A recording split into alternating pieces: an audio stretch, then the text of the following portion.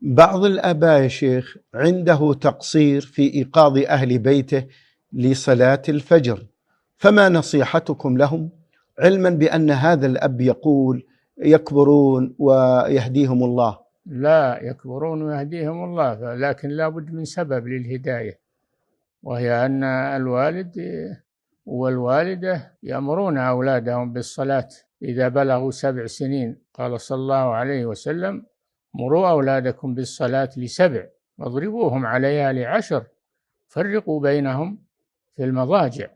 فالوالد والوالدة مسؤولان عن أولادهما بالتربية والملاحظة حتى يكبروا ويبلغوا الحلم.